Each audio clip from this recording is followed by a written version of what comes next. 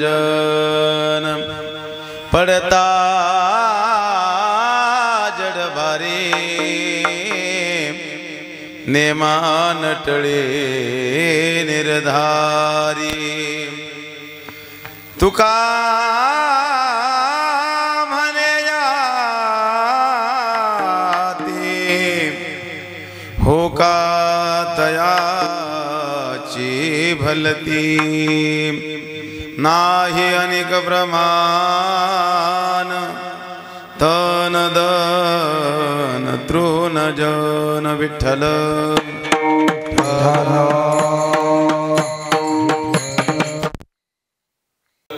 रचना निद्रा समाधि स्थिति संचारस्तु पदजो प्रदक्षिण विधि सूत्राणि सर्वा गिरो यद्यत् कर्म करोमि तदखिलं शंभो तवाराधनम्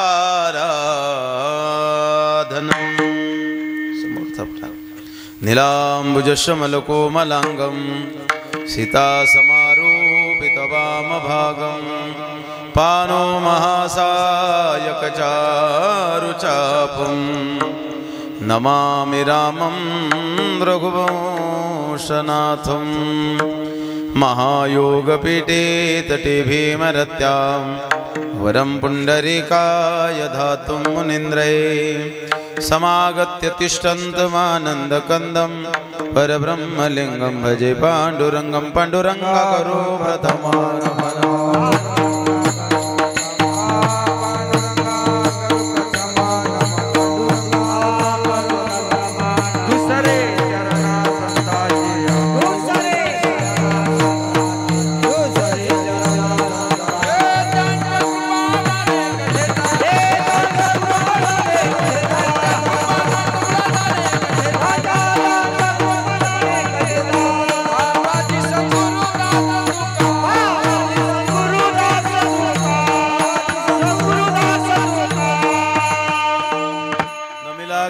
मावली शारदा आता गुरुराया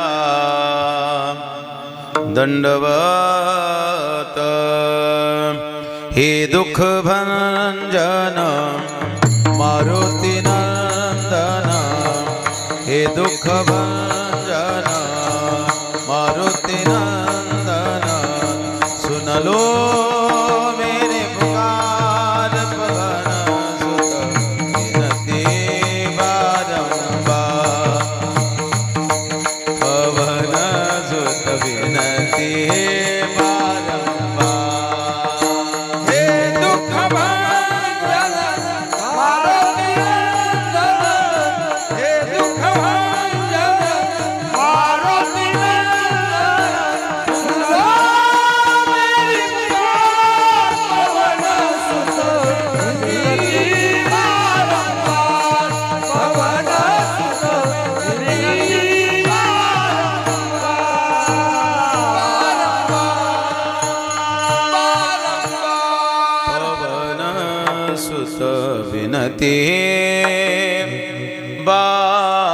बारंबार वैष्णव तो जया अवघी देवावरी माया नाही अनेक प्रमाण तन धन तृण जन प्रस्तुत प्राप्त प्रसंगी प्राप्त वेळी प्राप्त स्थळी सेवेसाठी निवडलेला घेतलेला अभंग श्रीमंत संत श्री जगद्गुरु तुकाराम महाराज यांचा सुंदर असा 4 चरणाचा अभंग सेवेसाठी निवडला। या अभंगामध्ये श्रीमंत श्री जगद्गुरु तुकाराम महाराज वैष्णवांचे लक्षण प्रतिपादन करतात। नेमकं वैष्णव कोणाला म्हणावं, साधू कोणाला म्हणावं, त्या वैष्णवाचे त्या साधूचे लक्षण व्याख्या या अभंगामध्ये तुकोबराय प्रतिपादन करतात। विठ्ठल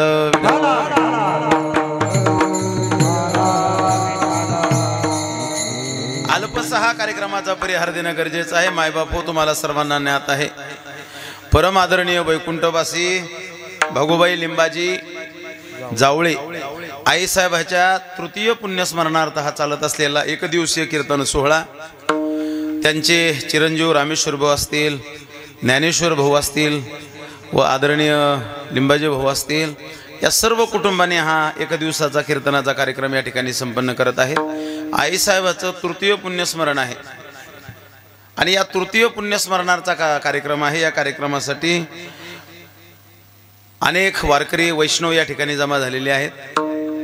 त्यामध्ये ज्यांचं गोड गाणं आपण महाराष्ट्रभर ऐकतो, महाराष्ट्रभर ज्यांचं नाव लौकिक आहे, असे आदरणीय गोड गायक माझे गुरुबंधू आदरणीय भरत महाराज, तितकंच गोड गाणं ज्यांचं आपण ऐकलं आदरणीय ज्ञानेश्वर महाराज, व मृदंगाची साथ ज्यांनी केली ते आदरणीय लखन महाराज रत्नपारखी, सहदेव महाराज असतील, श्रीकृष्ण महाराज असतील, व सर्व आमोन्याचे भजनी मंडळ असतील, सावंगीवीरचे भजनी मंडळ असतील, कोनडचे भजनी मंडळ असतील, मकरधोस खंडाळ्याचे भजनी मंडळ असतील, आंचरवाडीचे भजनी मंडळ असतील, देळगाव घुबेचे भजनी मंडळ असतील, आता सर्वच भजनी मंडळ परिसरातील सर्वांच्या चरणावर एकदा नतमस्तक होतो।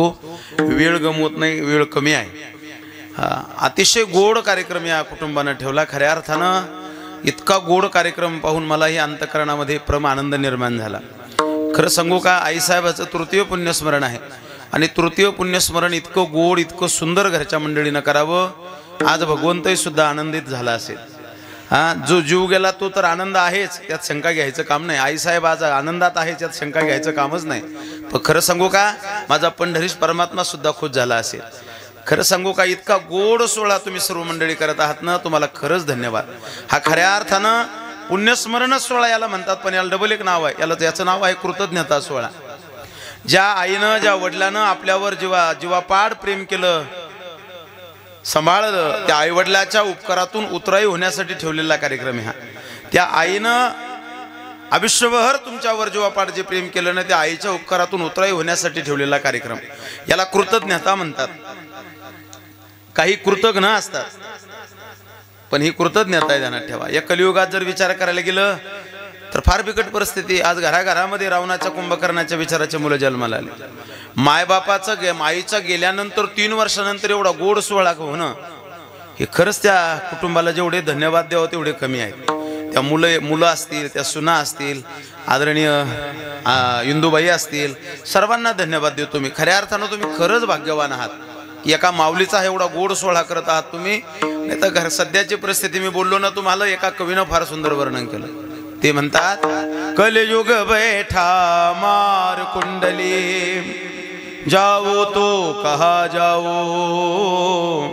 हर घर में रावण बैठा, इतने राम कहा से लाओ। आज घराघरामध्ये रावणाच्या कुंभकर्णाच्या विचाराचे मुलं जन्माला आले। कवी म्हणतो, एवढे राम आणायचे कुठून? अरे कुठूनच आणायचं काम नाही, अशा सोहळ्यात या बसा। आज घराघरात असे राम तयार होते। आपल्या भारतीय संस्कृतीची विचारधारा आहे, जो समाज करत असतो ना, त्या समाजाकडे पाहून बाकीचे लोक करत असतात। या कुटुंबाकडे पाहून नक्की बरेच मुलं प्रेरणा घेतील आणि आपल्या आईवडिलाचे हे सोहळे ठेवतील, ध्यानात ठेवा। आज बिकट परिस्थिती आहे ना। आज घराघरामध्ये रावणाच्या विचाराचे मुलं आले। मायबापाला सोडा, एक तो राम झाला होता की सावतराईच्या वचनासाठी वनवासात जाणारा राम म्हणजे मुलगा म्हणजे राम। इथं सख्या मायबापाला कोठ्यात घालणारे रावण घराघरात येत। पण आई गेल्यानंतर 3ऱ्या वर्षाला एवढा गोड सोहळा करणं, खऱ्या अर्थानं भाग्यवान आहात तुम्ही। मला आनंद वाटायला लागला। काय किती स्तुती केली तरी कमीच आहे तुमची, कारण स्तुतीच्या पलीकडे केलेला कार्यक्रम आहे तुम्ही। खरं सांगू का, एवढा गोड कार्यक्रम जर होत असेल ना गेल्यानंतर, तर मी विनोद नाही करायला लागलो, मरायला पुरतं। अहो मेल्यानंतर एवढा जर परमार्थिक सोहळे जर घरचे लोक करत असतील आणि परमार्थिक सोहळ्याचा जीवाचा होत असेल, तर ते जीव खरंच भाग्यवान आहे। पुण्यवान जे लोक असतात ना, त्यांचे सोहळे होतात, कोणाचेही सोहळे होत नाही, ध्यानात ठेवा। सोहळे कोणाचे होत नाही, ज्याचं कर्तृत्व असतं, ज्याचं पुण्य असतं, त्याचे सोहळे होतात। बरेच लोक म्हणतात आमच्याही लोकांना नाव घेतलं पाहिजे, कोणी कोणाचं नाव घ्यायला रिकामा तयार नाही, ध्यानात ठेवा। 350 वर्ष झाले आज छत्रपती शिवाजी महाराज जाऊन। आज फक्त एवढंच म्हणायचं काम आहे, काय छत्रपती शिवाजी महाराज की जय म्हणा म्हणलो नाही तुम्हाला, तरी तुम्ही म्हणला। त्याचं कारण काय? हे कर्तृत्व आहे। 350 वर्षानंतरही सुद्धा छत्रपती शिवाजी महाराजाचं कर्तृत्व शिल्लक आहे। आज 3 वर्ष झाले आईसाहेब जर सोहळा होत असेल ना, तर हे आईसाहेबाचं कर्तृत्व आहे, ही आईसाहेबाची पुण्याई आहे। आपण गेल्यानंतर आपले सोहळे व्हावे, याच्यासारखं काय भाग्य असावं। अहो मरण तर कोणाला चुकणार नाही, प्रत्येकाला मरावंच लागणार आहे. ज्ञानोबा म्हणतात उपजेते नासे नासे ते पुनरपि दिसे, हे घटिका यंत्र जैसे परिभ्रमेगा. इथं आल्यानंतर मरण चुकणार नाही दादा, कोणाला चुकणार नाही, ध्यानात ठेवा. ज्ञानोबारायचं वर्णन करतात एका ठिकाणी परत. शरीराच्या गावालिया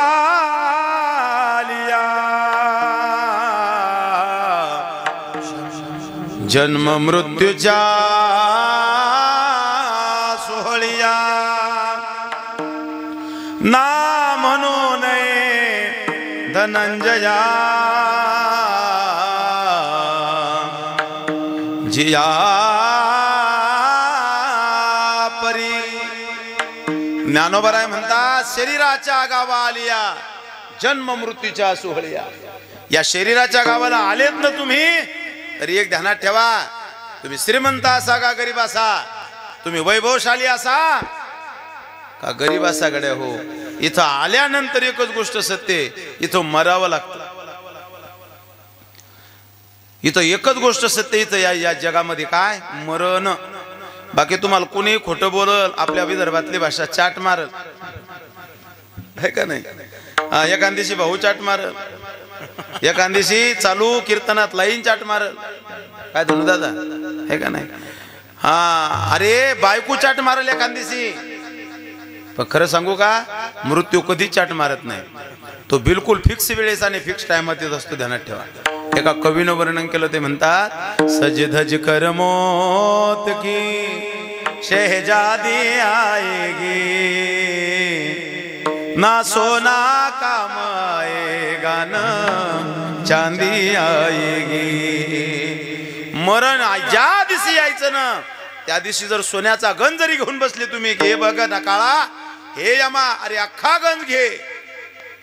फक्त एक काम कर, काय पोरीला फोन केला, फक्त पोरीला भेटू दे, ठेवू नको मला, फक्त मुलीला भेटू दे. पण 1 मिनिटही सुद्धा काळ थांबत नाही. अहो 1 मिनिट, आमच्या गावात पोहे खाता खाता माणूस मेला, चमचा तोंडातच राहिला. काय सांगू तुम्हाला, किमान चमचा तर बाहेर काढू द्यायचा होता, चमचा तोंडातच मार गेला माणूस. मग 2-4 जण आले, मग चमचा काढला बाहेर. म्हणजे चमचा सुद्धा काढायची आपली काय नाही, आपल्या हातात नाही, ध्यानात ठेवा. हे जरी आपल्या हातात नाही, तरी माणसं कसे बेफान जगा लागले, जणू काय असे जगा लागले की 400-500 वर्ष आयुष्य घेऊन आले. कोणाचंही कपाट उघडा, सध्या तिकडचे नंतर उघडतो, इकडचं उघडतो. कोणाचंही कपाट उघडा महाराज, 40 शर्ट 50 शर्ट असे जगा लागले की जणू काही मरायचंच नाही कोणाला, आहे का नाही. आणि इकडं तर कपाटच उघडू नका. इकडचं जर कपाट उघडलं महाराज, एका कपाटात 500-500 साड्या आहेत. त्या एक मुख्यमंत्री वारल्या, त्या लेडीज होत्या, त्या जयललिता म्हणून, त्यांचं एकच कपाट उघडलं तर 700 साड्या निघल्या. किती? 700. 3 कपाट बाकी आहेत अजून. सौभाग्य बाबा किती? 3 कपाट उघडल्यानंतर अजून किती मला माहित नाही, पण नक्की एका कपाटात 700 म्हणल्यानंतर 3 कपाटात नाही काही तर 1500 असतील ना. जाधव बा धरा ना 1500, काय अडचण आहे. मग एका माऊलीला जर 1500 2-2 हजार साड्या जर असतील तर याचा अर्थ माणसं अशी जगा लागलीत की आपल्याला मरायचंच नाही, ध्यानात ठेवा. पण एक ध्यानात ठेवा, इथं ज्याचा जन्म होतो या शरीराच्या गावा आलिया, इथं या गावात आलात ना तुम्ही शरीराच्या, तर 16 ठरलेला आहे तुमचा कोणता जन्म मृत्यूच्या. जन्म झाला ना तो मृत्यूच्या सोहळिया, तुम्ही मरणारे, ध्यानात ठेवा. प्रत्येक गोष्ट तुम्हाला चाट मारेल, मृत्यू कधीच खोटं बोलत नाही, ध्यानात ठेवा. कोणी खोटं बोलल तुम्हाला, मृत्यू खोटंच बोलत नाही, ध्यानात ठेवा. तो येणार म्हणजे येणार, येणार 100%. इथं कोणालाही चुकला नाही महाराज. रामकृष्ण आले गेले त्याहून का जग ओस पडले, हेथ बरो नाही आले अवतार. अरे इथं अवताराला थांबता आलं नाही. काय म्हणतील महाराज, आम्ही थांबायचा प्रयत्न केला तर सोडून द्या, तुम्हालाही थांबता येणार नाही. काय कमी होतं रावणाकडं, अख्खं गाव सोन्याचं होतं रावणात. पण अख्खं गाव सोन्याचं होतं, पण रावणालाही थांबता आलं नाही. सिकंदरानं जग जिंकलं होतं. काय जिंकलं होतं? जग. जग जग पाणी प्यायचा जग नाही, जग जिंकलो होतं अख्खं जग, पण त्यालाही शेवटचा काळ दर्दनाक गेला त्याचा, त्यालाही मरावं लागलं. आणि मेल्यानंतर एका माणसाने लिहून ठेवलं, म्हणले काही खरं नाही म्हणले. फार गोड लिहिलं कुणा तरी. स्वर दे रे, खाली पाहू नको माझ्या. हुवे नाम बेमिसार कैसे कैसे हे जमी खा गई नौजवान कैसे कैसे हाय जवानी पर तराने वाले कल पछताएगा, चढ़ता सूरज धीरे धीरे ढलता ही ढल जाएगा.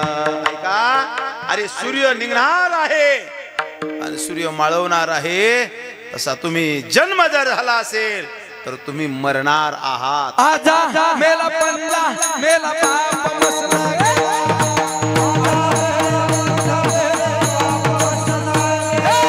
आजा मेला पंजा मेला बाप बसला गेला. आजा मेला पंजा मेला बाप बसला गेला.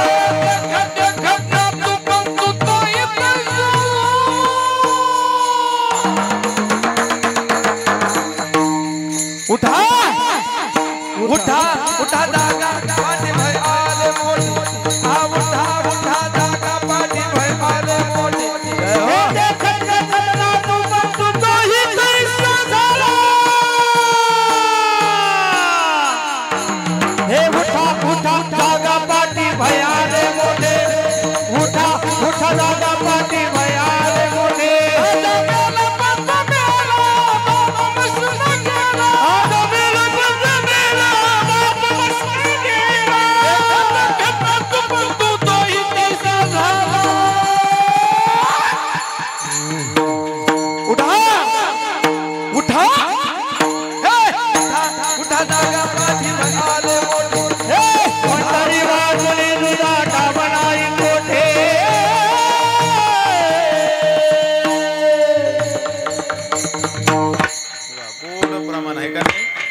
एवढं गोड प्रमाण जर गोड झालं असेल त्याचं कारण माझ्या धनुची सिस्टीमही तेवढी सुंदर आहे.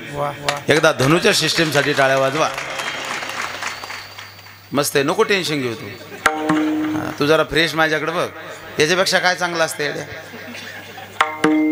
आजा मेला पंजा मेला बाप, अहो बापही मसना गेला. देखत देखत ना तू पंतू तोही तैसा झाला. उठा का नाही. मग जाग भागाड्या हो, इथं प्रत्येकाला मरण आहे. आणि मग मरायचं ना प्रत्येकाला, तर एक वाक्य ध्यानात ठेवा, मरण्याच्या अगोदर आपल्यात आपलं जीवन सफल झालं पाहिजे. आपलं जीवन इतकं गोड झालं पाहिजे की मरायच्या अगोदर आपला सोहळा झाला पाहिजे. तुकोबरायचं प्रमाणे तुकाराम महाराज म्हणतात, आपुले मराना पाहिले म्या डोळा, तो या झाला सोहळा मुपम्य.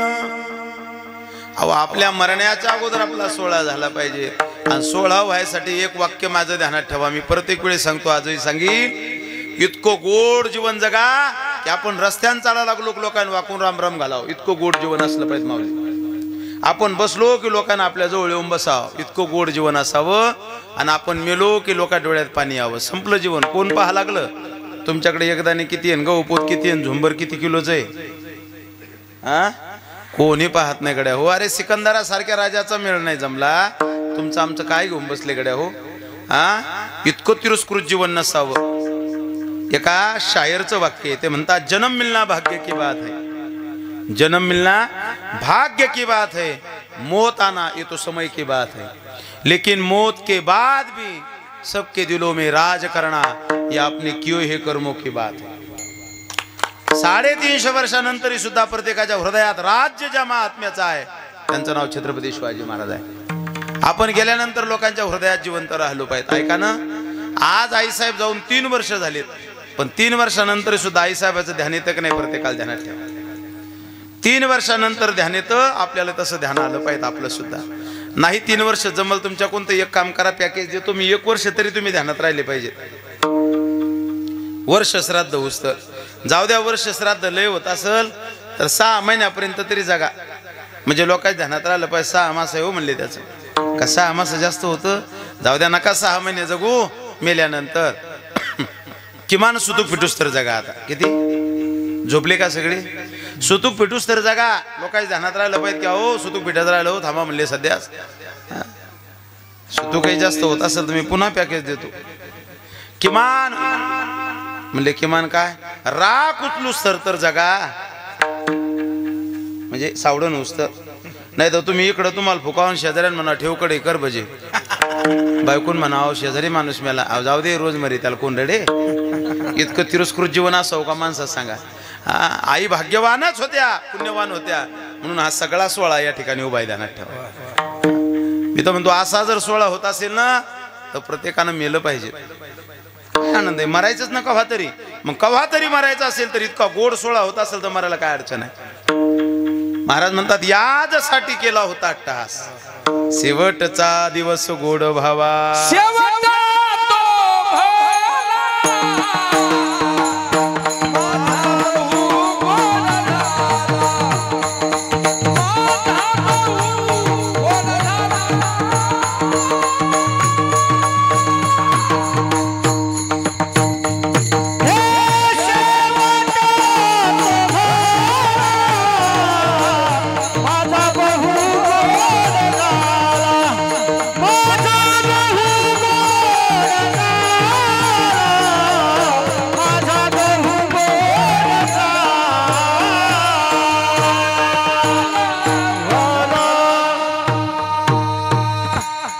शेवट तो माझा बहु गोड झाला. ऐका, तुमचा माझा सर्वांचा शेवट गोड झाला पाहिजे, त्याच्यासाठी सगळं परमार्थ चालला, ध्यानात ठेवा. याजसाठी जप याजसाठी तप व्यासेही अमोप ग्रंथ केले, हे सर्व त्याच्यासाठी चालू आहे. आणि एका आईसाहेबाचा हा सोहळा आपण संपन्न करत आहोत. वैष्णव आईसाहेब वैष्णव होत्या, वारकरी होत्या, घराणं वारकरी आहे. आणि एका वैष्णवाचा सोहळा संपन्न करायचा म्हणून अभंग कोणता घ्यावा म्हणून मी वैष्णवांचे लक्षणं प्रतिपादन करणारा अभंग घेतला. वर्षश्राद्ध तेरवीचं कीर्तन वेगळं. वर्षश्राद्ध तेरवीच्या कीर्तनाला जीवाचा प्रवास सांगावा लागतो. काय सांगावा लागतो? जीवाचा प्रवास सांगावा लागतो. आईसाहेब जाऊन आज 3 वर्ष पूर्ण झाले. 1 वर्षापर्यंत वाक्य ऐका, 1 वर्षापर्यंत जीव आपला असतो. तो कोणाचा असतो?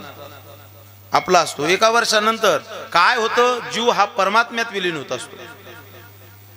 जीव हा परमात्म्यात विलीन होतो.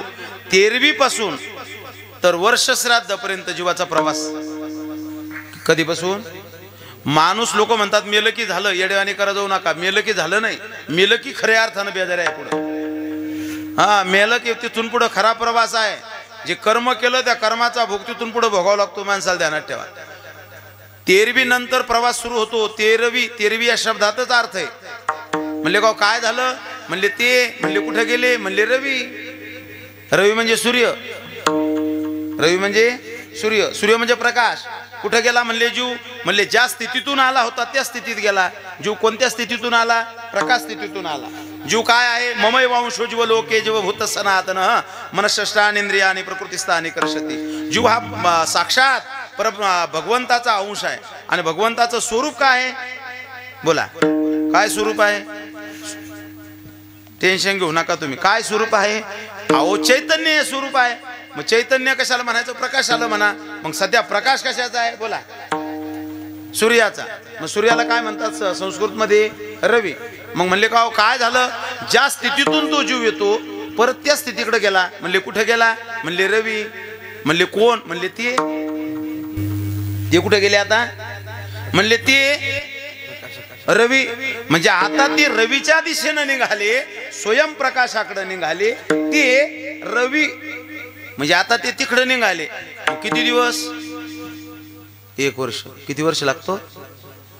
99,000 योजन किलोमीटरचा प्रवास आहे. 16 गावं लागतात. वैतरी नावाची नदी लागती. असा प्रवास आहे. आणि जात असताना यम संघ असतो. आणि असा पळवत नेतो तो, पायी पायी चालवत नेतो.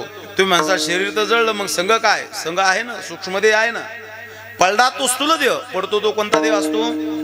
स्थूलदेह पडत असतो आणि सूक्ष्मदेह संघ असतो. सूक्ष्मदेहासोबत सर्व असतं.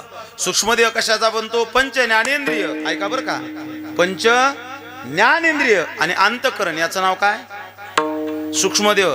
त्यामुळं अंतःकरण संघ आहे म्हणून त्या जीवाला सगळं आठवण येत. कोणाच्या?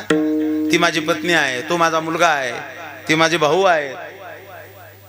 आठवणी अंतःकरणात असतात. कुठं असतात? अंतःकरणात.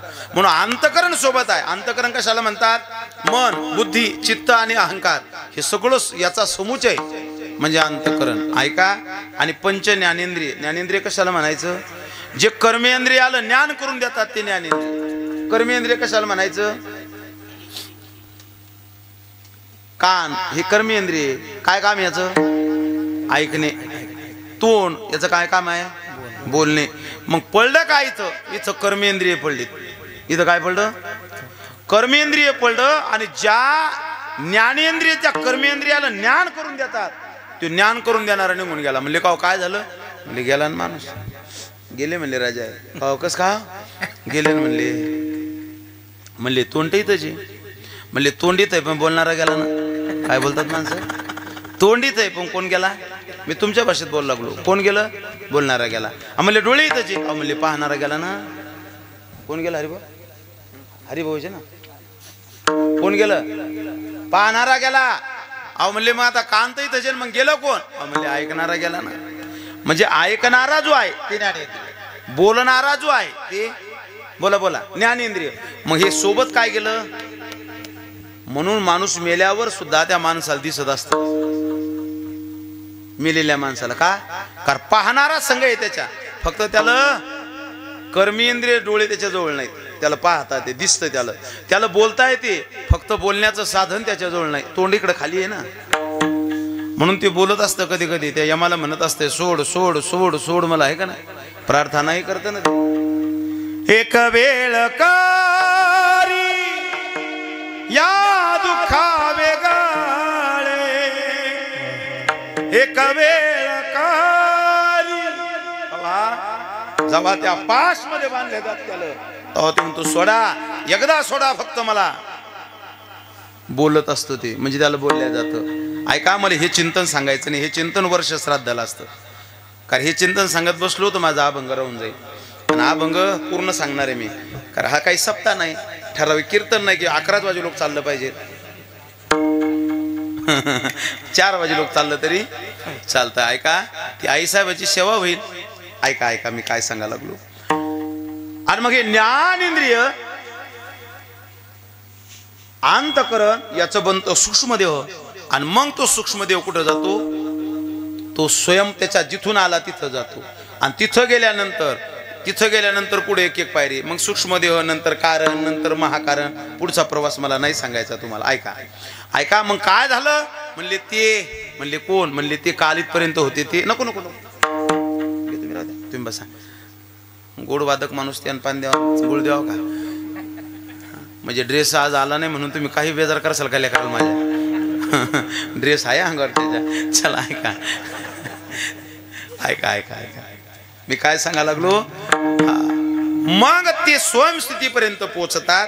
आणि पोचले एकदा की कधी पोचतात? बराबर 1 वर्षानं पोचतो जीव. मग 1 वर्षापर्यंत आपल्याला दर महिन्याला आपण काय घालतो? बोला. तो माणूस आपला असतो म्हणून आपण त्याला काय करतो? दर महिन्याला काय करता तुम्ही? एक पित्तर घालता.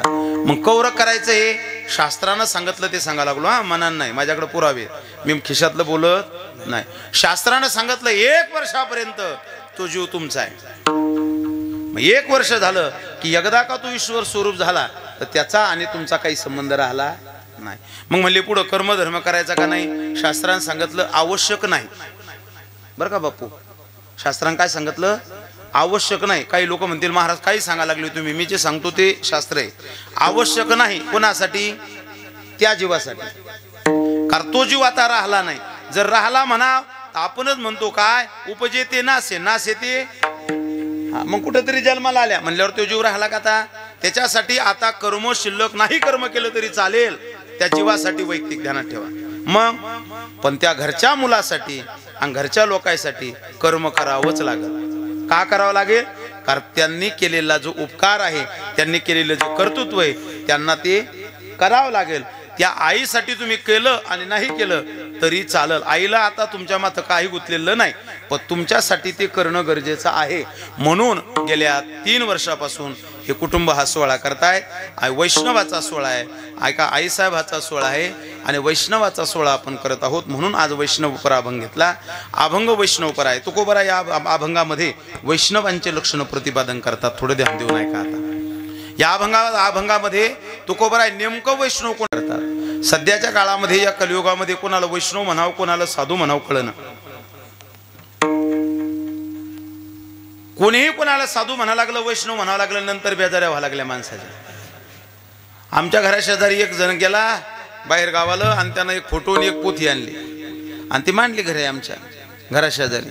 मांडल्यानंतर त्याची पूजा अर्चना दररोज त्या बाबाच्या आरती, बाबाचाच मंत्र, बाबाचा जप, बाबाचं सगळं होतं. मग त्यानं मला आवाज द्याला, म्हणले या ना महाराज. मग मी गेलो, म्हणले का आमचं बी ऐका ना. म्हणलं काय हरकत नाही. बसलो ऐकत. झाली पोथी सुरू. आमचे बाबा असे, आमचे बाबा तसे, आमच्या बाबाने हे केलं, आमच्या बाबानं हातात लिंबू घेतलं, सोन्याचं लिंबू झालं, आमच्या बाबानं बिना पेट्रोलचीच गाडी पळवली. मग काय सांगावं, 30 किलोमीटर गाडी गेली. आमचे बाबा पाण्याहूनच चालत गेले. आमच्या बाबाला मग 2 लेकरं झाले. असे बऱ्याच त्या कथा होत्या त्या. तिथं काय सगळेच कथा होते त्या. आणि मी ते ऐकलं सगळं. बाबाची आरती झाली, बाबाचा प्रसाद, बाबाची मंत्र पुष्पांजली सगळं. मग बाबाचाच जप सगळा तिथं मी ऐकला शांततेनं. आणि शांततेनं ऐकल्यानंतर कथा होती. कथेला दुसऱ्या गावात निघून गेलो. 8 दिवसानं घरी आलो. 8 दिवसानं गुरुवार होता, तो बाहेर बसला होता. म्हणलं का रे आज पूजा गिजा काय नाही काय? ते बस कारण म्हणले महाराज तुम्ही तर मजाकच करता का हवी? म्हणलं काय झालं? म्हणले तुम्हाला माहित नाही काय? म्हणलं नाही बा. म्हणले आमचा बाबा पकडला ना. आज तर कोर बातमी. म्हणलं कधी? म्हणजे 8 दिवस झाले ना, तुम्ही मजाकच करता. अरे म्हणलं खरंच माहित नाही, टीव्हीच पाहिली नाही मी. म्हणले आता काय करू सांगा, तुमचीच वाट पाहतो, तुम्ही घरी कधी आता? म्हणलं कशाला? म्हणे ती पोथी ती फोटो काय करा? म्हणलं नदीत फेक. आता काय सांगावं दुसरं आपल्या जो काय उत्तर आहे? म्हणले खरंच का? म्हणले फेक. आणि मग ते फेकलं ना आलं. म्हणले आता काय करू? म्हणलं थांब 2 मिनिट. घरात गेलो, ज्ञानोबरायची ज्ञानेश्वरी आणली आणि तुकोबरायचा गाथा आणला. म्हणले हे घे, तुला कधीच फेकायचं काम पडणार नाही. का? कुणाच्याही जर पाया पडसाल आणि कोणालाही साधू म्हणसाल तर येणाऱ्या काळात तुमच्या बेजाऱ्या होते. तुकोबराय पुढे बरेच मंडळी बसले. म्हणले तुकोबराय आम्हाला कळना कोणाला साधू म्हणावं कोणाला वैष्णव म्हणावं. आणि वैष्णवाची नितांत गरज आहे. का गरज आहे? कारण तुम्हाला प्रत्येकाला ज्याची गरज आहे. तुम्ही म्हणसाल मला वैष्णवाची गरज नाही. तुम्हाला जरी वैष्णवाची गरज नाही, पण तुम्हाला एका गोष्टीची गरज आहे. कशाची? सुखाची. मला सांगा असा माणूस कोण येतात सुख नको म्हणून? याचा अर्थ इथं जेवढे बसलेत ते सगळे दुःखी आहेत. सगळ्याला दुःख आहे कोणतं ना कोणतं. कोणाला मुलाचं, कोणाला सुनाचं, कोणाला शेजाऱ्याचं, कोणाला भावाचं, कोणाला गावाचं, कोणाला कशाचं, कोणाला कशाचं, आहे का नाही? प्रत्येकाच्या जीवनात दुःख आहे. कोणाला सत्ता कोणाची येईल, आता कोण पडेल, कोण निवडून येईल. काही काही रातभर झोपून नाही राहिले.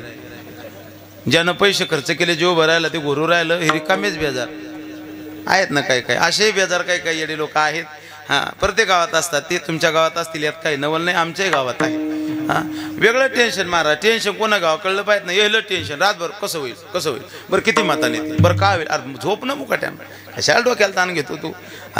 ज्या चिंता करायचं त्या कर ना. ऐका, चिंता नाही, टेन्शन नाही, दुःख नाही असा एकही माणूस या जगात नाही.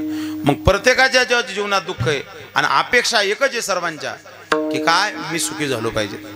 मग सुखाचा जर ठिकाण जर कोणता असेल तर फक्त 2च ठिकाण आहेत. एक देव आणि दुसरे संत. सुखरूप ऐसा तुझा कोणी सांगा, माझ्या पांडुरंगा सारी खातो. आणि दुसरे महाराज संत. सुख बसे ते ठाई बहुपाई संताच्या, किंवा त्या साधूच्या वैष्णवाच्या संगतीमध्ये काय आहे? सुख आहे महाराज. इतर कुठेही सुख नाही. महाराजांचं प्रमाण आहे वैष्णवा संगती सुख वाटे जीवा. वैष्णवा संगती सुख वाटे जीवा. वैष्णवा संगती सुख वाटे जीवा. वैष्णवा सुख वाटे जीवा. आणि कमी देवा काही देव, आणि कमी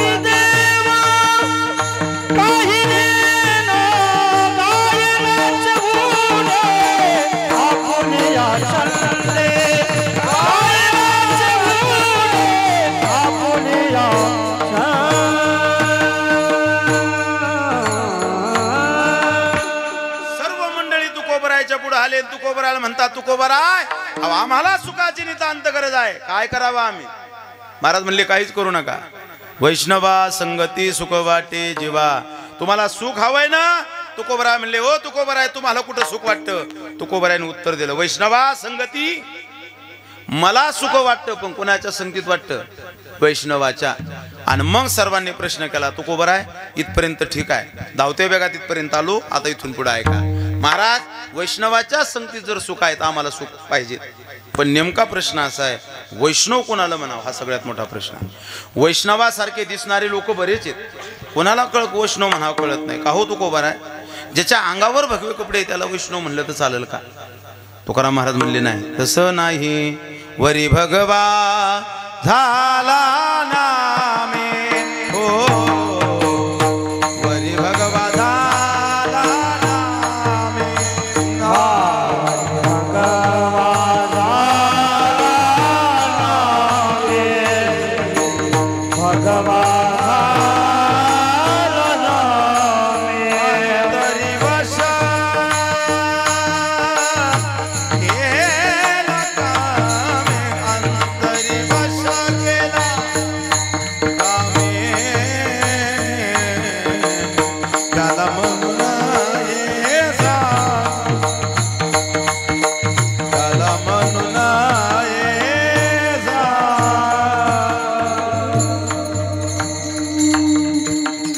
तुकोबराय पुढे लोक आले, ऐका आज फक्त वैष्णव या शब्दावर बोलणारे, कुणाला वैष्णव म्हणाव बस. वैष्णव सांगणार आणि घरी जाणार. कुणाला वैष्णव म्हणाव? तुकाराम महाराज भगवे कपडे घातले त्यांना वैष्णव म्हणाव का? महाराज म्हणतात नाही. वरी भगवा झाला नामे अंतरी वश केला कामे. अरे भगवे कपडे घातले आणि अंतकरणात मरणाचा काम आहे, इच्छा आहे, त्याला साधू म्हणता येत. इच्छा ज्याच्या संपल्या त्याला साधू म्हणतात, ध्यानात ठेवा बरं का. ज्याच्या इच्छा अपूर्ण आहेत त्याला साधू कसं म्हणता येईल? बोला कसं म्हणता येईल साधू? माझे शिष्य, माझा परिवार, माझी गाडी, माझी दाढी, माझं कीर्तन, माझा सप्ताह, माझी कथा, कसं साधू म्हणता येईल सांगा ना? हा साधू म्हणता येत नाही. मग त्याला काय म्हणायचं? त्याला तुम्ही एक काम करा, त्याला भक्त म्हणा, हा परमार्थिक म्हणा. अजून तुम्हाला म्हणायचं तर ऐका, पण संत म्हणता येणार नाही. संतांच्या जीवनामध्ये अपेक्षा नसतात, कुठल्याच नसतात. जिथं अपेक्षा संपतात त्यांना वैष्णव म्हणतात, ध्यानात ठेवा. ऐका मग कुठल्याच नाही, कुठल्याच काम राहिलं नाही. वरी भगवा झाला नामे अंतरी वश केला. अंतकरणात जर काम असेल तर त्याला म्हणू नये साधू. काम या शब्दाचा अर्थ इच्छा बरं का. काम या शब्दाचा अर्थ काय होतो? संपूर्ण इच्छा ज्याच्या संपल्या अंतकरणातल्या त्याला काय म्हणतात? कुठल्याची इच्छा नसल्या पाहिजे, कुठल्याच नाही. समूळ इच्छा संपणं म्हणजे साधू होणं, ध्यानात ठेवा. जर इच्छा एक जरी शिल्लक राहिली किंवा लोकांनी माझं कीर्तन घ्यावं इतकी जरी इच्छा शिल्लक राहिली तरी साधू होता येत. लोकांनी माझं कीर्तन घ्यावं एकदा आहे का नाही, एवढी जरी इच्छा राहिली की समजून घ्यायचं साधू नाही हा कीर्तनकार आहे का नाही. काहीच इच्छा राहू नये जीवनातली, ध्यानात ठेवा. ऐका मग का हो तुकोबराय याला साधू म्हणायचं नाही. मग आमच्या महादेवाच्या मंदिरात एक महाराज बसलेला आहे, पूर्ण अंगाला त्यानं राख लावलेली, हा आणि हे एवढी चिलम आहे त्याच्या हातात. तो महादेवाला आवाज देतो, महादेवाला. कोणाला? चाल दम लगाने आजा. कोणाला? महादेवाला. महादेवाला जर बोलवतो म्हणल्यावर तो काय सामान्य बलवान आहे का? महाराज म्हणतात अंगा लावून हा राख, डोळे झाकून करती पाप, याला म्हणू नये साधू. ऐका अरे अंगाला राख लावणारे आणि बिड्या आणि बंडल वाढणारे या साधू कसं म्हणता येईल? अजिबात नाही, यालाही साधू म्हणता येत नाही. मी प्रमाण द्यायला लागलो बरं का प्रत्येक गोष्टीला. यालाही वैष्णव म्हणता येत नाही. एक माणूस उभा राहायला म्हणले तुकाराम महाराज मी सांगू का कुणाला वैष्णव म्हणतात? तुकाराम महाराज म्हणले सांग कोणाला म्हणतात. म्हणले तुमच्यासारखा धोतर नेसलेला. म्हणले बर. तुमच्यासारखा टोपी घातलेला. म्हणले बर. अजून? म्हणले तुमच्यासारखाच गण लावलेला. म्हणले बर. पण येतो का आषाढीला कार्तिकीला? नाही नाही म्हणले तवा नाही येतो. म्हणले मग फक्त आमोशा पौर्णिमेलाच येतो गावात. म्हणले काय करतो? काय नाही म्हणले गावात घरातले धन काढून देतो, सासू सोन्याचे भांडणं लावून देतो. म्हणले त्याला काय म्हणतात? म्हणले त्याला वैद म्हणतात. आणि महाराज हो तुकाराम महाराज अहो फार बलवान असतात. तो कोण? वैद. वैद फार बलवान असतात. तुम्हाला माहिती की नाही काय माहित? तुमच्या भागात नसतील वैद. फार ताकद असते त्याच्यात. ते गाव बांधतात, शिव बांधतात.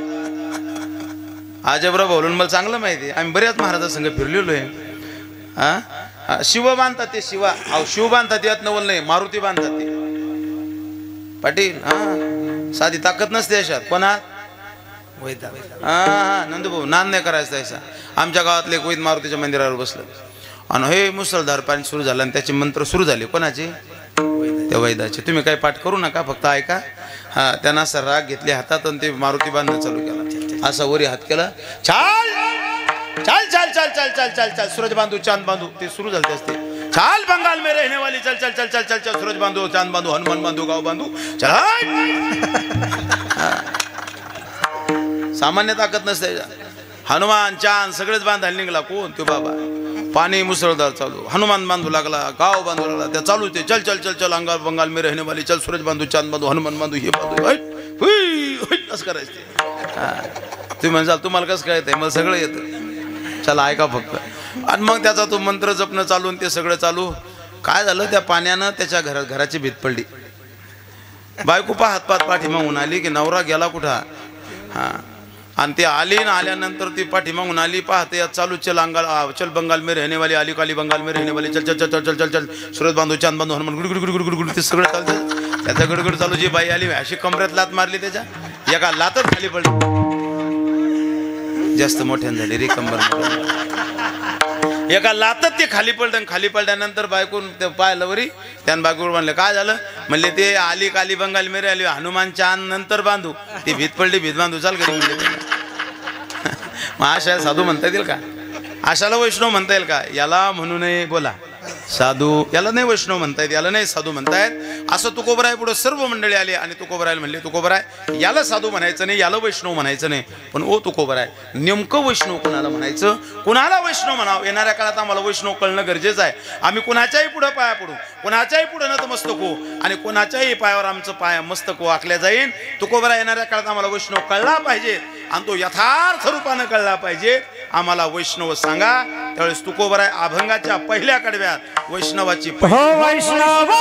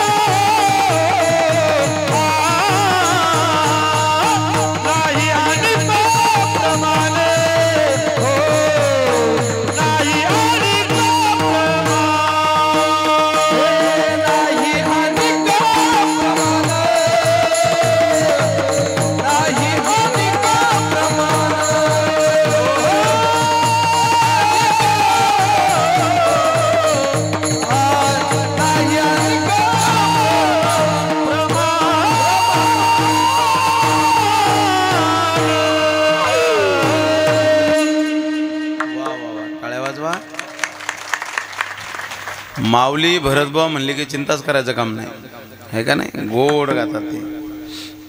आणि धनु म्हणल्यावर त्याच्यापेक्षा चिंता करायचं काम नाही. अभंगाच्या पहिल्या कडव्या श्रीमंत श्री जगद्गुरु तुकोबाराय सर्व साधकांना सांगतात, ऐका, नेमकं कुणाला वैष्णव म्हणावं ध्यान देऊन ऐका बरं का. कुणाला वैष्णव म्हणावं, कुणालाही वैष्णव म्हणू नाही.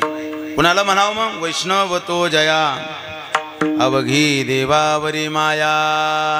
पहा किती गोड व्याख्या आहे. तुम्हाला मी 6 व्याख्या सांगणार आहे आज वैष्णवाच्या, आणि तुम्ही ध्यान देऊन ऐका, घरी घेऊन जा त्या व्याख्या. कारण आपण एका वैष्णवांच्या तृतीय पुण्यस्मरणार्थी झालो, ध्यानात ठेवा. काय व्याख्या आहे? कुणाला वैष्णव म्हणायचं, कुणाला साधू म्हणायचं? तुकोबराय म्हणतात, अवघी देवावरी माया वैष्णव तो तया, ज्याची पूर्ण देवावर माया आहे. माया या शब्दाचा अर्थ प्रेम, पण कोणतं प्रेम? शुद्ध प्रेम. ज्याचं पूर्ण देवावर शुद्ध प्रेम आहे, अवघ शुद्ध प्रेम आहे, त्याला वैष्णव म्हणतात. प्रेमात आणि शुद्ध प्रेमात फरक आहे. संसारात तुम्ही आम्ही करतो ते प्रेम, आणि परमार्थात केल्या जातं ते शुद्ध प्रेम. गोपिकांनी कृष्णावर जे केलं ते शुद्ध प्रेम, आणि तुम्ही आम्ही करतो ते प्रेम.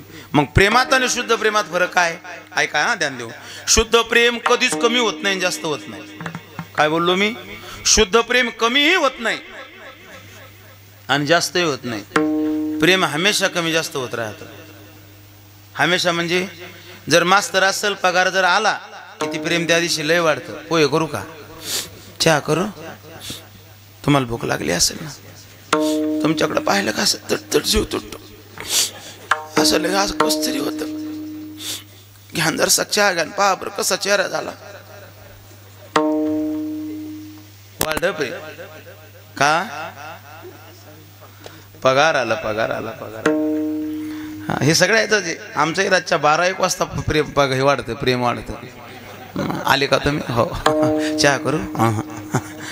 भूक लागली असेल तुम्हाला, कीर्तन करू करू? मी नाही, काय नाही. हां, घ्यान थोडं, मी करते ना, काही करते ना, काहीच न करू. ह्या पहा तुम्ही का नाही रात्रात कीर्तनाला जातात, असं झोप येत नाही. प्रेम संसारातलं लय वाढतं, ते लय वाढतं. पैसे दिले असतील लोक आहे ना? म्हणलं हो, दिले ना. काय नको पैसे आपल्याला, तुम्ही घरी राहा जा बाबा, काय नाही. असं रातच्या जा, गाडी हे पाणी पाऊस दररोज ऐका, या गाडी ठोस लागली, त्या गाडी ठोस लागली, झोप येत नाही, असं निसते आंघोळ बदला. अरे बाप, असं वाटतं किती प्रेम आहे. पण ते कोरोनाच्या काळात मी पाहिलं, त्यामुळं माझा जीव तुटत नाही. तीच बायको म्हणायची, जरा बाहेरून फिरून यावं ना, हा बोर होत नाही घरात, जरा हिंडाव ना, इथंच इथंच इथंच. त्यामुळं मला काही ते आता वाटत नाही, मी निब्बर झालो. तिनं कितीही प्रेम दाखवलं, आता काही परिणाम होत नाही. कारण कोरोनाचा अनुभव माझ्या पाठीशी आहे. हां, कारण मीही पॉझिटिव्ह झालो होतो, आणि 14 दिवस मला बांबून भाकरी तिनं पुरवल्या होत्या. म्हणजे मला खोलीत ठेवलं, म्हणले बाहेर येऊ नका, लेकर बाळे आपले, तुम्हाला काय लागलं ते खोलीत पाठवते. आणि मग त्या बांबूत ते भाकर गुतवायची, ते डबा गुतवायचा, आणि तिथे याच्यातून घालायची त्या खिडकीतून. आला का डबा? म्हणून येऊ दे ना. आला नाही का अजून? येऊ दे ना बापा. अवघड आहे. संसारातलं प्रेम आहे ते कमी जास्त होत राहतं. काय होत राहतं? पण परमार्थातलं प्रेम कधीच कमी होत नाही, जास्त होत नाही. गोपिकांचं प्रेम कमी झालं नाही आणि वाढलंही नाही, ध्यानात ठेवा. कारण प्रेम जर परमार्थात वाढत असेल तर दाट शक्यता आहे काय व्हायची? कमी व्हायची. नदीला पूर येत असेल तर दाट शक्यता आहे काय व्हायची? ओसरण्याची. मग जर लोक म्हणतात परमार्थाचं प्रेम वाढलं बा, मग शक्यता आहे काय व्हायची? कमी व्हायची आहे का? प्रेम जर वाढत असेल तर दाट शक्यता आहे कमी होण्याची. म्हणून परमार्थातलं प्रेम कधी कमी होत नाही आणि कधी वाढत नाही, ते स्थिर असतं, आचल असतं. म्हणून शब्द आहे काय काय अवघी देवावरी माया. माया जो शब्द आला ना, हा स्थिरपणाचं लक्षण आहे. कोणतं लक्षण आहे? हा स्थिरपणाचं. हे कमी होत नाही आणि वाढत नाही, म्हणून काय आहे? ती माया आहे. ध्यानात ठेवा. कमी होत नाही प्रेम, कमी होत नाही. संसारातलं प्रेम कमी जास्त होत राहत, ध्यानात ठेवा. ते इतकं वाढतं, कधी कधी बस बस बस लय वाढतं. कोरोनाच्या अगोदर माझ्या समोर एकाचं प्रेम वाढलं. सोयरीक झाली, सोयरीक झाल्यावरती आता ते आपल्याकडे प्रथा आहे फोन द्यायची. द्याला फोन नवर दे नवरे. फोन दिल्यावर असं प्रेम वाढलं तसं. रातच्या 12 पासून प्रेम सुरू असते सकाळी 4 वाजेपर्यंत. आणि ते घराजवळच स्लॅब, त्या आमच्या घराजवळच त्याचा. रातच्या 12ला फोन चालू व्हायचा, सकाळी 4 पर्यंत फोन, आणि काही नाही बोलत नव्हती. प्रेम फक्त एवढं, झोपली बस. जेवण केलं त्याने, हो. तुम्ही? मी केलं. काय खाल्ले भाजी? कोरडा केला तर आहे नाच. तू? उडदाच डाळ. झोप आली काय? नाही नाही अजून नाही आली. जेवण झालं पुन्हा सुरू, रात्रभर तेवढं. हा, एक दिवस तर अक्षरशः ते बोलता बोलता त्या स्लॅबून खाली पडलं. मी ये ना, आणि स्लॅबून ते दडाणकं खाली पडलं. फक्त पडलं अशा ठिकाणी म्हशीचा कोठा होता आणि त्या म्हशीचा उकांडा होता. दांडे गेंडे शेण धबाडकन पडलं, त्या काहीच नाही लागलं. पण धबाडकन पडल्यामुळं मला आवाज आला म्हणून मी गेलो, पाहिलं ते पडलेलं. तुम्ही ओ बाबा मला धरण हात म्हणले. मी पडलो ना. मला कसं काय पडला? बोलत होतो ना, अरे मला खाली पाहायचं ना. पडलंच नाही ना. ते फोन बाजूला पडला, त्याला उचललं, फोन चालूच. मग ते फोन चाललं. म्हणलं बाई ठेव ना, ते पडलं भरून फोन. आता माय मग ते लागलं, मला काहीच लागलं नाही. क्षणावर पडलं, ते आबत पडलं, काही चिंता नाही. तू फक्त फोन ठेव, तू झोप आणि त्याला झोपू दे ना. हां नाही ना, पण मग आता मला झोप कशी येईल? मी बराबर येते, तू झोप फक्त, फोन ठेव खाली. एवढं तसं प्रेम वाढलेलं होतं. आणि आत्ता 8 दिवस अगोदर दोघं भांडत होते आणि मी बाई रोट्यावर पाहत होतो. शेवटी ती बाई म्हणली, बाबा सांगा ना म्हणले, तैलं पहा ना म्हणले, आता बोलत नाही, जीव लावत नाहीत, वाढत नाही. म्हणून अवघी देवावरी माया, ज्याचं पूर्ण देवावर प्रेम आहे अशालाच वैष्णव म्हणा. ही व्याख्या ज्यावेळेस समाजापुढे मांडली त्यावेळेस तुकोबराय पुढे काही साधक होत नाही. म्हणले तुकोबराय कळालं आम्हाला, पण आता कोण देवावर किती प्रेम करतं हे अंतरंग लक्षण आहे. कोणतं लक्षण आहे? आम्हाला अजून लक्षण सांगा ना, अजून एखादं प्रमाण सांगा ना की आम्हाला वैष्णव कळल. तुकोबरायनं अभंगाच्या द्वितीय कडव्यात दुसरं नाही अनेक प्रमाण,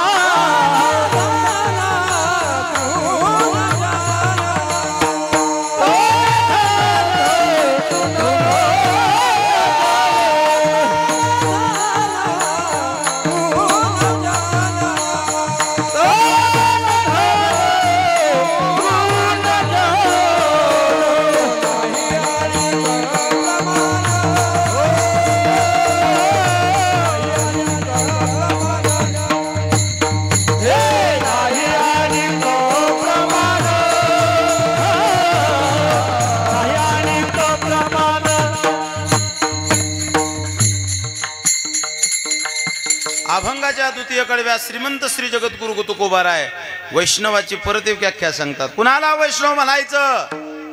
म्हणले नाही अनेक प्रमाण, ज्याच्या जीवनामध्ये देवा व्यतिरिक्त दुसरं प्रमाणच नाही त्याला वैष्णव म्हणा. बोलणेचा नाही एका देवा बिन काही. अहो ज्याचं देवा व्यतिरिक्त बोलणंच नाही महाराज. बोलावा विठ्ठल, पहावा विठ्ठल, बोलावा विठ्ठल, करावा विठ्ठल, जीव भावे, जीव भावे. अहो ज्यांचं बोलणं देव आहे, ज्यांचं झोपणं देव आहे, ज्यांचं राहणं देव आहे, देवा व्यतिरिक्त विषयच नाही महाराज. ऐका विषय तो त्यांचा झाला नारायण. नावडे जनधन माता पिता. कुणाला वैष्णव म्हणायचं? अरे ज्याच्या जीवनात देवच आहे बस. नाही अनेक प्रमाण, त्याचं प्रमाणच देव आहे बस. देवा व्यतिरिक्त त्याचं जीवन नाही, त्याला काय म्हणा बोला, त्याला वैष्णव म्हणा. आपल्याला वैष्णव म्हणता येईल का? आपल्या जीवनात देवच आहे का सांगा बरं? आपण तर 2 मिनिटात वर पाहा लागलो, पण येतो का बाळ, येतो का बाळ. आपण वैष्णव कसे असू? देवा व्यतिरिक्त दुसरा विषयच नाही महाराज, त्याला वैष्णव नाही अनेक प्रमाण. दुसरी व्याख्या, आता 3 व्याख्या आहे का?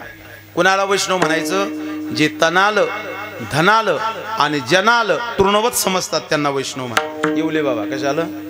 जे जनाल तृणवत समजतात, जे धनाल तृणवत समजतात आणि जे कशाला सांगितलं मी पुन्हा? तनाल. तन धन आणि जन. जनाबद्दल ज्यांच्या अंतकरणात कुठलाच भाव नाही त्यांना वैष्णव म्हणा. तुकोबराय की भंडारा डोंगरावर काय करायचे? भजन करायचे. तर कोणी असू नसू काही घेणं नव्हतं महाराज. एकलीच बसून भजन करायचे. आम्ही वैष्णव आहोत, आम्हालाही वैष्णव म्हणा. पण आम्ही कोणते वैष्णव आहे? आम्ही जनात गुंतलेले वैष्णव. आम्हाला थोडा जरी विकू कमी पडला की सांगावं लागते धनो विकू वाढो मा.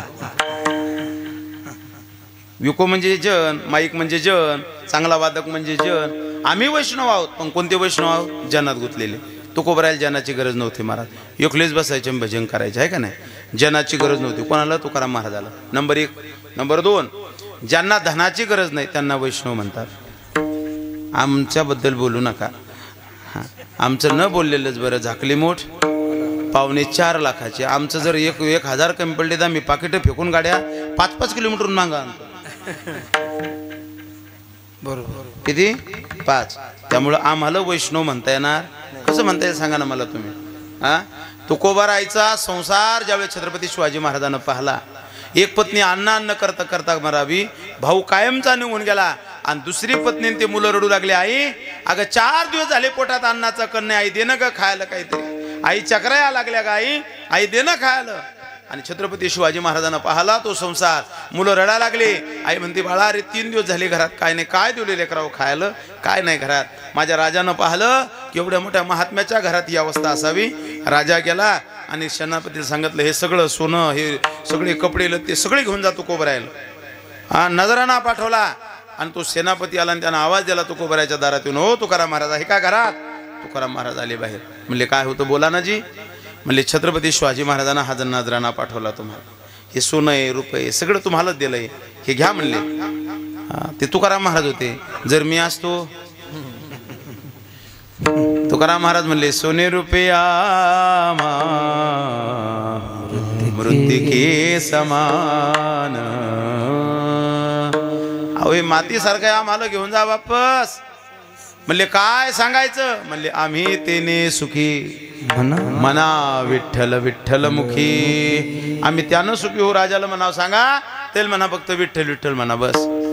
यदा कदाचित जर सेनापती माझ्याकडे आला असता तर मी बायकोला दिला असता, ए अरे आंब्याचे दिवस आहे, चांगले आंबे आणा त्याला आणि चांगला रस करा भाऊलं. तसं जाऊ देऊ नका. आम्ही वैष्णव आहोत पण कशात गुंतलेले बोला? धनात गुंतलेले. मान्य करायच्या काही गोष्टी ज्या आहे त्या आहे. ज्या आहे त्या आहे ना. तुम्ही काय वेगळे आहे का? तुम्ही मी एकच आहे ना. उगा म्हणजे मी बाजूला सारा लागलो असं नाही. मी तुम्ही एकच आहे. धनात गुंतलेले आपण. तुकोबराय धनात गुंतलेले नव्हते. नंबर 3 आणि नंबर 4, ज्यांना तनाची गरज नव्हती त्यांना वैष्णव म्हणतात. गोड दृष्टांत देणार मी, फार सुंदर दृष्टांत देणार आहे. पण त्याच्या अगोदर एकदा गोड भजन, सगळ्यांनी गोड भजन करायचं. आणि तिसरा दृष्टांत मी वैष्णव कोणाला म्हणायचं याच्यावर देणार आहे. फार सुंदर दृष्टांत आहे. एकदा गोड सर्वजण भजन करा. विठोबा रखो माझी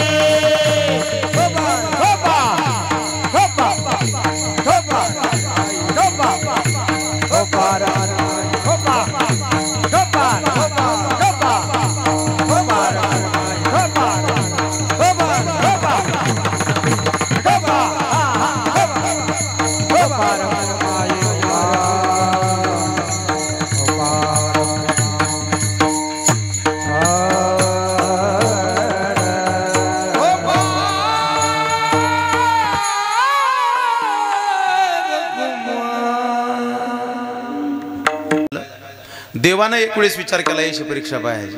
कधी कधी देव परीक्षा पाहत असतो आणि चांगल्या लोकांची देव जास्त परीक्षा पाहतो. कोणाची पाहतो? चांगल्या लोकांची देव चांगल्या परीक्षा पाहतो. ऐका, चांगल्या विचाराला विरोधक असतात आणि चांगल्या रस्त्याला बोला गतिरोधक असतात. आहे का नाही? चांगल्या रस्त्यालाच गतिरोधक असतात, ध्यानात ठेवायचं कधी बी. आणि चांगल्या विचाराला विरोधक असतात, हे कायम ध्यानात ठेवायचं कधी बी. खराब रस्त्याला गतिरोधक नसतात. आता तुमचा रस्ता जर खराब असेल, लोक म्हणले गतिरोधक टाका, कशाला टाकायचे? एरवी तशीच कंबर मोकळी होणार आहे. आहे का नाही? चांगल्या विचाराला विरोधक असतात. ऐका, देवानं परीक्षा पाहायचं ठरवलं आणि मस्तराम बाबा एकदा मंदिराच्या बाहेर येता येता एक गज बाहेर आला आणि त्या गजानं त्या मस्तराम बाबाचा इथून इथपर्यंत पाय चिरला, पूर्ण पाय चिरला. आणि पाय चिरल्यानंतर शिष्य पळत आले, बाबाजी बाबाजी क्या हुआ क्या हुआ क्या हुआ? म्हणले बेटा ये पूरा पाव देखो ऐसा हुआ. म्हणले हॉस्पिटल जाना पडेगा बाबाजी. म्हणले किती दिवस? म्हणले बाबा कमीत कमी 50 ते 40 टाचे बसणार आहेत. आणि 40 टाचे जर बसणार असेल तर दवाखान्यात गेल्याशिवाय पर्याय नाही. आणि 7 दिवस राह नाही टाचे तुडुस तर. मस्तराम बाबा हे निस्सिम भक्त होते. कोणाचे? देवाचे. म्हणले 7 दिवस देवापासून कसं राहू? त्याच्यापेक्षा मी मेलो तरी चालेल. नाही गेला महात्मा. देवावर किती भाव असतो वैष्णवाचा हे सांगायचं मला तुम्हाला. पाय सडला पूर्ण महात्म्याचा, पायात आळ्या झाल्या. आणि आळ्या झाल्यानंतर शिष्य परत म्हणू लागले, बाबा फार दुर्गंध सुटला पायाचा, अजूनही वेळ आहे. घडलेला दृष्टांत आहे. खिशातला मांडाने लागलो, थोडा बी कोराव दे बाळा. सगळे शिष्य सांगू लागले, बाबा अभि वक्त है बाबा, अजून वेळ आहे, चला दवाखान्यामध्ये. फार पाय सडला, वास या लागला, आम्ही नाही राहू शकत या वासामध्ये. आम्ही जातो बाबा म्हणले, निघून जातो आश्रमातून. संसाराचा नियम आहे.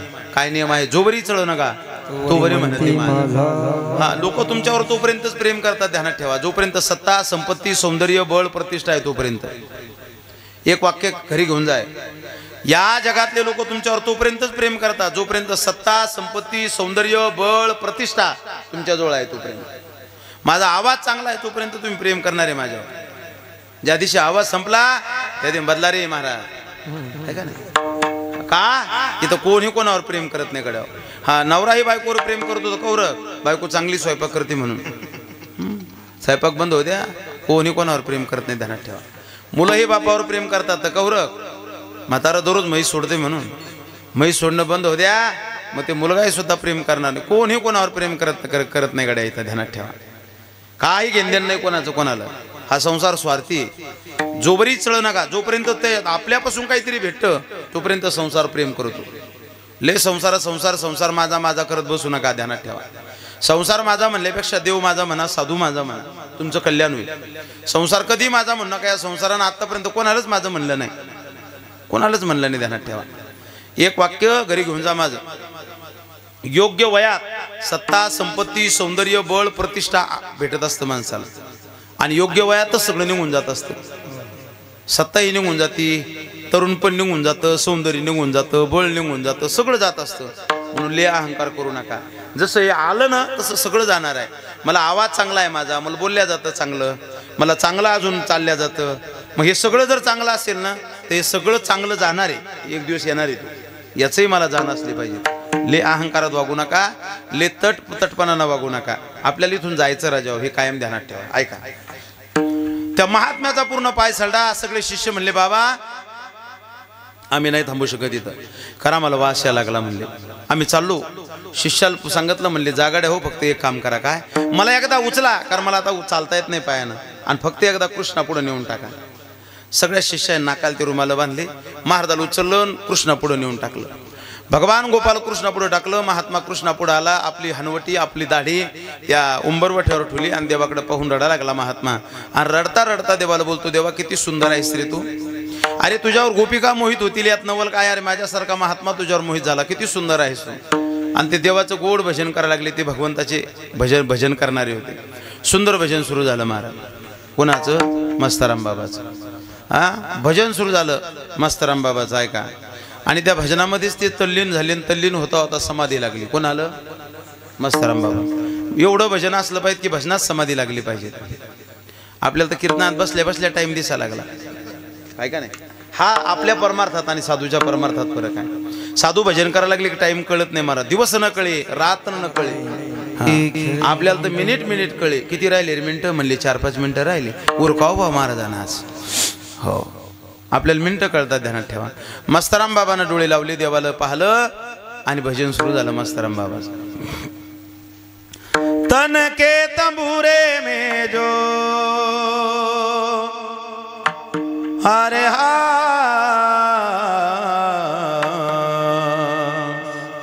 तन के तंबूरे में जो सासों के तार बोले, जय सिया राम राम जय राधे श्याम श्याम, जय सिया राम राम जय सिया राम राम, जय सिया राम राम जय राधे श्याम, जय सिया राम राम जय राधे श्याम. तन के तंबूरे में जो तन के तंबूरे में जो सासों के तार बोले, जय सिया राम राम जय राम राम, जय सिया राम राम जय मगन हुआ मन मेरा सारा, जगीर जगमग ज्योति, जगीर जगमग ज्योति, जगीर जगमग ज्योति, जगीर जगमग ज्योति. राम नाम का हीरा पाया, श्याम नाम का मोती, श्याम नाम का मोती. राम नाम का हीरा पाया, श्याम नाम का मोती, श्याम नाम का मोती. प्यास दो अखियों में हो, प्यास दो अखियों में, प्यास दो अखियों में, आंसुओं की धार बोले, जय सिया राम राम जय सिया राम राम, जय सिया राम जय सिया राम.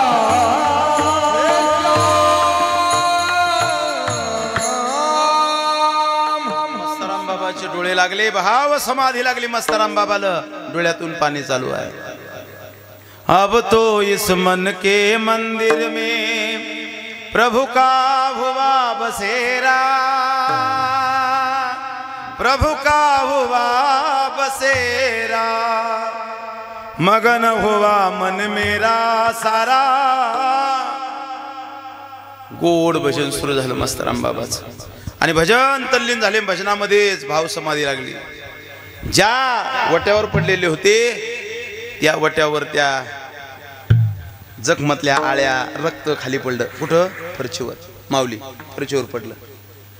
मोकार कुत्र चाललं होतं रस्त्यानं, त्याला त्या रक्ताचा नाळ्याचा वास आला. कुणाला? कुत्र्याला. आणि मग ते कुत्र वर आलं आणि त्यानं त्या फरचीवरच्या आळ्या आणि रक्त चाटणं लावलं. कोणाचं? मस्ताराम बाबाचं. त्याला ते मांस, ते रक्त रुचकर वाटलं आणि मग त्यानं मोहिमाता पायावर लावली, पाय चाटणं लावला. कोणाचा? मस्ताराम बाबाचा. कुत्र पाय चाटा लागलं, रक्त खा लागलं, आळ्या खा लागलं. अरे शेवटी ती कोण आहे? ते कुत्र आहे ना, त्याचा तो स्वभाव आहे. काय कुत्र्याचं कामच आहे ना, रक्त मांस खाणं. ते कुत्र आहे शेवटी. मी कुत्र सांगा लागलो, तुम्ही इतर ठिकाणी जाऊ नका. त्याचा स्वभाव आहे तो. आणि मग त्यानं ते मांस खाण लावलं. कळलं पाहिजे ना. चल. आणि मग त्यानं ते खात असताना आणि मग शिष्यानं पाहिलं एका लांबून आणि त्यानं आवाज द्याला मोठ्यानं, गुरुदेव गुरुदेव कुत्ता देखो, गुरुदेव कुत्ता देखो, गुरुदेव गुरुदेव कुत्ता देखो. पण कुत्रा हाणायला कोण रिकामं होतं माऊली? आता कोण रिकाम आहे सांगा ना. भजनात एवढे तल्लीन झाले, कुत्रही माहित नव्हतं मला. हो ब्रह्मानंदी लागली टाळी, कोण दे ते सांभाळ. कोण पाहायला तयार आहे महाराजा देहाला? कोणाला साधू म्हणा? आपल्याला जर कीर्तनाच्या अगोदर आरसा नाही पाहिला तर करमत नाही. म्हणले काय झालं? म्हणले जर 1 मिनिट पट्टा क्लिअर करतो. आपल्याला कसं साधू म्हणता येईल सांगा ना खरंच तुम्ही. अरे कुत्र पाय खा लागलं तरी कुत्र हाणायला महात्मा तयार नाही. महाराजांचं प्रमाण आहे. परत प्रमाण आठवलं. देह भाव हरपला तुझ पाहता विठ्ठला. अरे त्याला पाहिल्यानंतर देह भाव हरपतो ना, त्याला साधू म्हणाव. आपण तर त्याला पाहतो कमी, चपला जास्त पाहतो. कोणी चप्पल तर नाही नेणार ना. आपल्याला कसं संत म्हणता येईल, वैष्णव म्हणता येईल. आणि मग शिष्य आले आणि त्या शिष्याने त्या कुत्र्याला हाणून दिलं आणि बाबाला जागा केलं. म्हणले बाबा 10:30 वाजा लागले, व्हान जागे आता. ओ बाबा जागे व्हा ना. मस्तराम बाबा जागे झाले. म्हणले बेटा क्या हुआ? म्हणले बाबा नीचे देखो. म्हणले क्या हुआ? म्हणले बाबा कुत्ता पूरी चमड़ी खा गया. क्या खा गया? पूरी चमड़ी खा गया. त्यावेळेस त्या बाबाचे शब्द आहे, बेटा वो चमड़ी जाने और वो कुत्ता जाने. त्याला वैष्णव म्हणतात. ज्याला तनाची गरज नाही त्याला काय म्हणतात? किती व्याख्या झाल्या? शबास. पडू द्या पायामध्ये तुमच्या. मी तरी बरं बाजूला गेलो का भंगाच्या? नाही, वैष्णवच सांगायला लागलो. तुम्ही विसरले सगळे. 5 व्याख्या झाल्या. किती? पहिली अवघी देवावरी माया, नाही अनेक प्रमाण, तन धन आणि जन. किती झाल्या व्याख्या? 5. आता शेवटची व्याख्या आहे का? कुणाला वैष्णव म्हणतात? कितीही संकट येऊ द्या, स्वतःचा नियम सोडत नाही, परमार्थिक साधना सोडत नाही, अशाला वैष्णव म्हणा. भरद्वाज पडता जड भारी, पडता जड भारी, पडता जड भारी, पडता जड भारी, पडता जड भारी, पडता जड भारी, जड भारी, पडता जड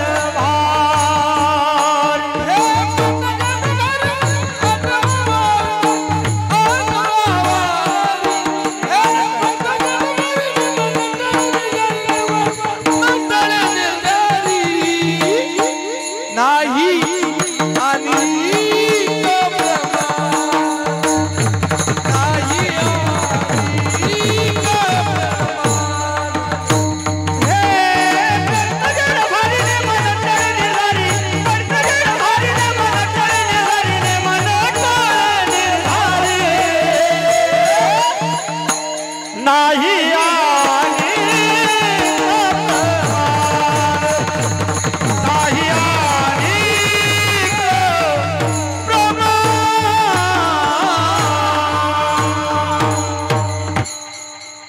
तिसऱ्या कडव्यामध्ये 6वं लक्षण प्रतिपादन केलं. कुणाला वैष्णव म्हणायचं? पडता जड भारी, पडता जड भारी, नेमान टळे निर्धारी. अहो कितीही संकट आलं तर स्वतःचा नियम सोडत नाही, त्याला वैष्णव म्हणतात. आता माऊलीचा सोहळा आला का नाही? म्हणले महाराज आता पेरणी ते संघ आलं, कसं करा? अहो पेरणी सोडून देतात वैष्णव, त्यांना घेणं देणं नाही. कितीही संकट आलं तर स्वतःचा नियम सोडत नाही, त्याला वैष्णव म्हणतात. शेवटचा दृष्टांत एक रामायणातला सांगतो आणि एक इतिहासातला सांगतो. 2 सांगतो, कमी टायमात सांगतो, वेळ घेणार नाही तुमचा. 10:30 अजून मला असं वाटते 4 मिनिटं बाकी आहेत माझ्याकडे. मला टाइम सांगा बरं, मला कधी कधी टाइम कळत नाही, कारण मी घडीच्या गावचा आहे. शिंगणे साहेबाच्या गावचा आहे मी. चला ऐका, त्यामुळं घडीवर जास्त ध्यान ठेवत नाही मी. चला, आणि तुम्हाला काय ध्यान ठेवायचं तुम्ही ठेवलेलंच आहे का नाही? तुम्ही काय कमी थोडी, तुम्हाला बोलण्यात काय मजा आहे? तुम्हाला आता काय सांगू नाही फायदा नाही, तुम्ही काय फिरवायचे पाणी फिरविलेचे. चला ऐका, जाऊ द्या, राजकारण हा काही विषय नाही आपला, आपला पिंडही नाही तो, आणि आपण ते करणार नाही. ऐका काय सांगायला लागलो मी, पडता जड भारी नेमा न टेळे निर्धार. किती संकट आलं तर नियम सोडत नाही, त्याला वैष्णव म्हणतात. पहिलं उदाहरण रामायणातलं.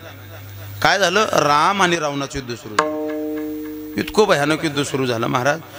राम आणि रावणाचं युद्ध कसं होतं, राम रावणाच्या युद्धासारखंच भयान युद्ध सुरू झालं. संध्याकाळ झाली, संध्याकाळ झाल्यानंतर शंख फुकला, युद्ध थांबलं. जुन्या काळात युद्ध थांबलं की युद्ध रातच्या करत नव्हते. आणि मग युद्ध थांबलं. युद्ध थांबल्यानंतर रावण पाठीमाग फिरला. पाठीमागं फिरल्यानंतर एक माकड दुसऱ्या माकडाला म्हणते, का रे काय म्हणजे रावण मागं चालला. म्हणले हो. म्हणले आता उद्याच येईल हा. म्हणले हो. म्हणले मग उद्या आल्यावर रामप्रभू याला मारते 100%. म्हणले त्यात काही शंका घ्यायचं कामच नाही. म्हणले यानं आपली आई चोरून नेलेली आहे. म्हणले हो ते खरं आहे. म्हणले मग माझी एक इच्छा आहे, यानं जर आई चोरून नेली असेल ना, देव जेव्हा मारल तेव्हा मारल. माझी इच्छा आहे. म्हणले काय, एक चापट याला मारायची. और म्हणले तो रावण आहे. कोण आहे तो, रावण आहे तो. रावण काय साधा आहे का. हां, रावण सामान्याने ध्यानात ठेवा. रावणाबद्दल बोलताना आदरानं बोललं पाहिजे ना, ध्यानात ठेवा. रावणाचे 4 वेद पाठ होते. किती, सकल शास्त्राचा ज्ञाता होते रावण महाराज.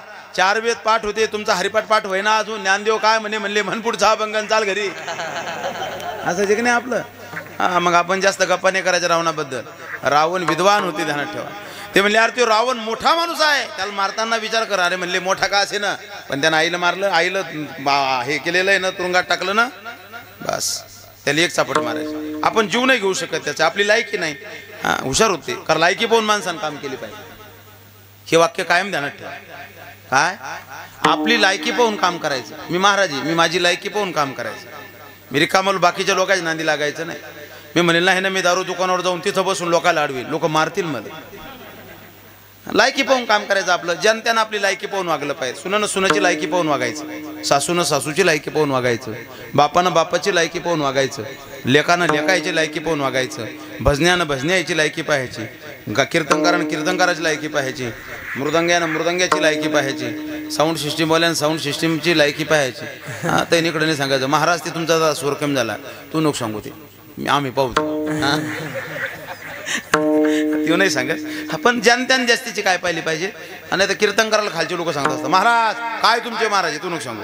तू दर एकादशीला 1 किलो काळ्या पन्न्या घेऊन फिरतो, कशाला आम्हाला सांगायला लागला येडपाटा, तू नको सांगू, तू लायकी नाही आम्हाला सांगायची. हां, हरिपाठ पाठ कर मग आम्हाला सांग. कोणाही सांगावं का आपल्याला. चला ऐका.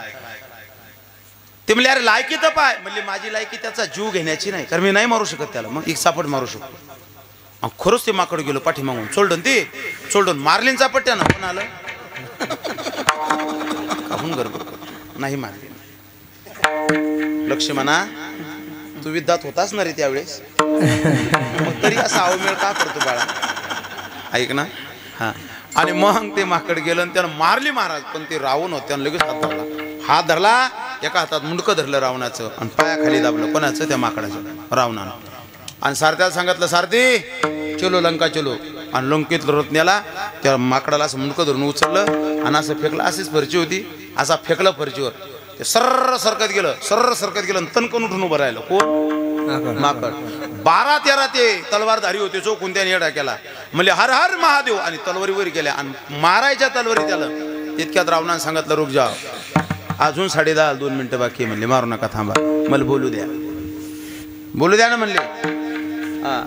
आणि मग रावण म्हणला, काय नाव आहे तुझं. मला मारला म्हणल्यावर तू काही साधा तर नाहीच. नाव काय. ते बी इतकं भारी होतं, ते असं तट उभं राहिलं. ते म्हणले गंधमान म्हणतात मला. अरे म्हणले तलवारी तर पायवरच्या. एका वारात तुझे किती तुकडे होतील याचा विचार करू राहिला का. जरा नम्रतेनं बोल. तलवारी पायवरी. ते माकड होतं महाराज. ते म्हणले रावण महाराज मरण हे निश्चित आहे, कवा तरी मरायचं. आणि मी मरणार आहे कवा तरी. मग कवा तरी मरायचं तर मग आज मरायला काय अडचण आहे.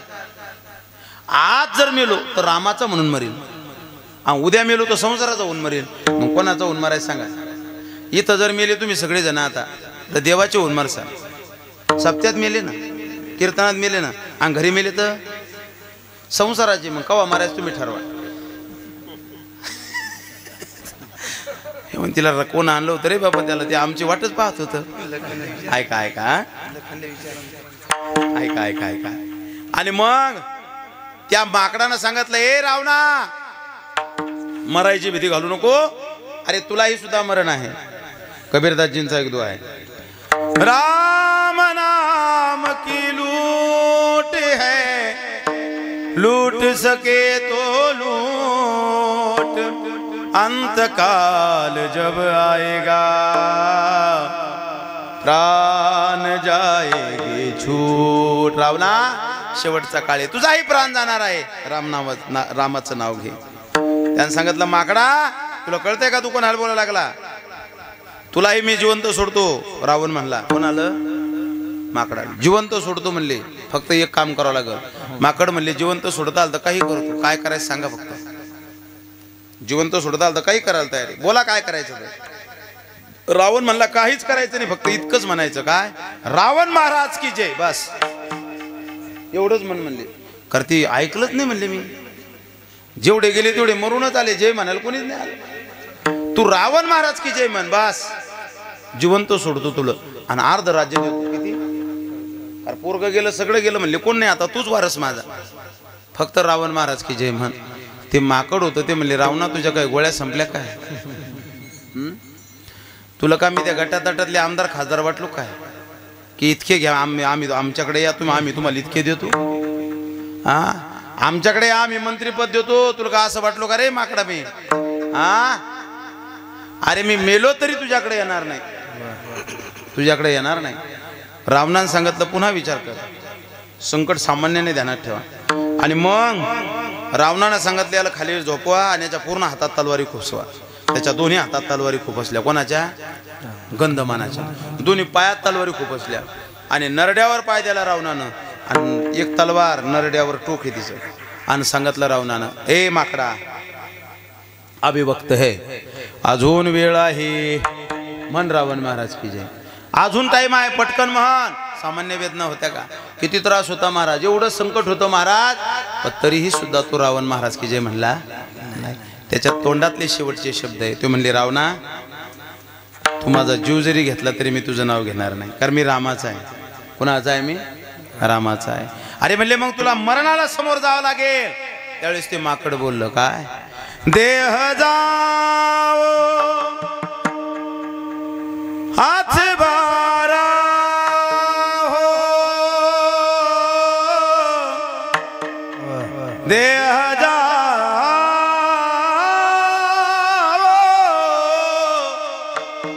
हाथ बारा हो, पांडुरंगी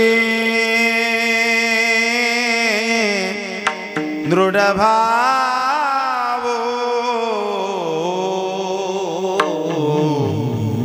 देह जाओ हाथ बारा हो.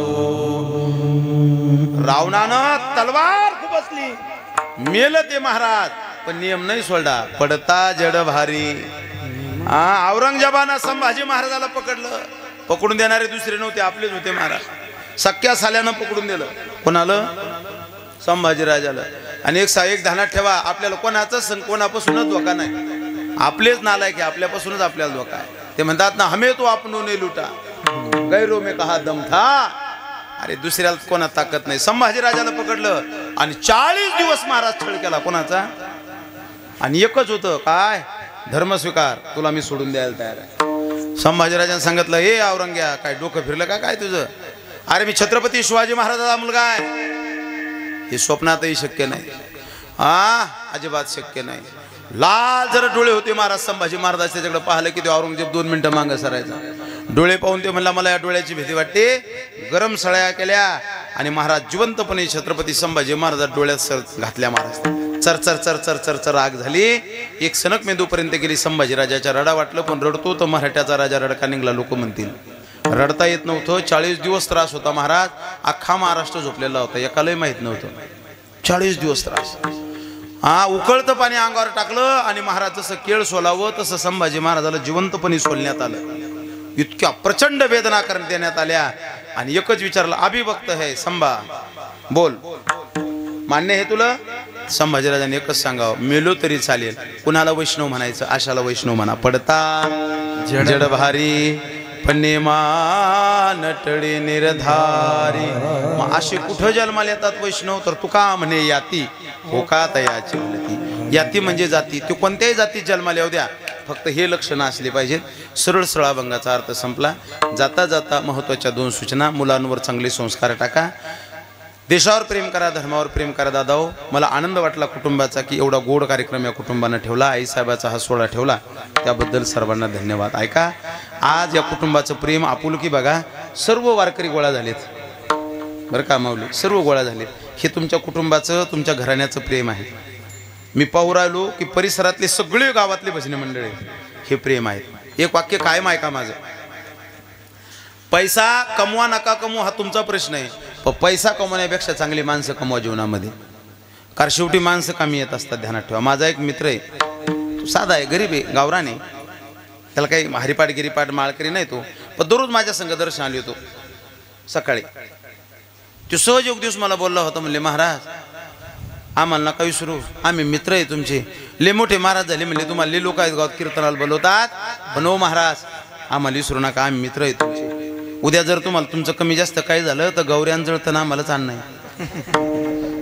ते सहज बोललं, पण त्याचं खरं आहे का नाही? हा, म्हणून लय पैसे कमवल्यापेक्षा चांगले मित्र, चांगले सवंगडी कमवाकडे.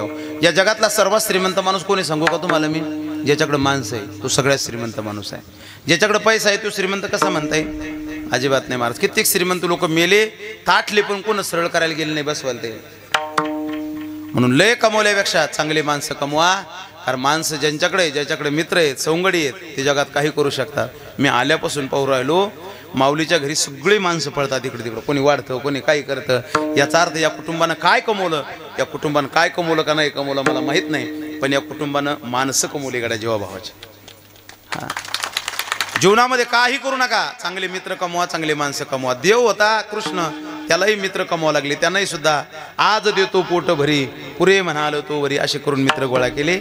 आज मित्राची गरज आहे. एका कोण्या तरी कवीचं मी फार सुंदर एक वाक्य वाचलं, कविता आहे, तेवढं एक वाक्य म्हणतो आणि थांबतो. दुःख अडवायला उंबऱ्या सारखा,